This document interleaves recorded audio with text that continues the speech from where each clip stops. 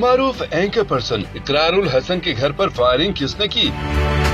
हमला आवरों की तादाद कितनी थी? कितनी बार फायरिंग हुई? क्या हमला आवरों की शनाख्त हो गई? अहम खबर आ गई। मारूफ एंकर पर्सन इकरारुल हसन के लाहौर के इलाके डिफेंस में वाक़ई घर में रात गए शदीद फायरिंग की गई। नामालूम अफराद ने चंद मिनटों के दौरान वक्फे से 2 बार हवाई फायरिंग की और फरार हो गए। वाक़े के बाद पुलिस की नफरी मौके पर पहुंच गई, जिसने तस्दीक की कि वाक़े में कोई जानी नुकसान या जख्मी नहीं हुआ।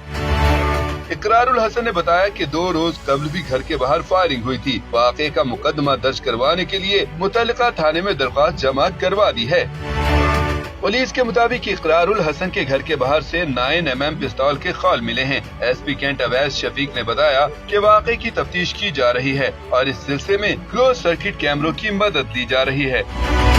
इकरारुल हसन ने रात गए फेसबुक पर अपनी पोस्ट में लिखा कि लाहौर डिफेंस पुलिस ने मेरे घर पर फायरिंग का मुकदमा दर्ज कर लिया है। मैं जिस इलाके में रहता हूँ, यहाँ चप्पे चप्पे पर CCTV कैमरे मौजूद हैं। उम्मीद है मुल्ज़मान अगले कुछ घंटों में तलाश कर लिए जाएंगे।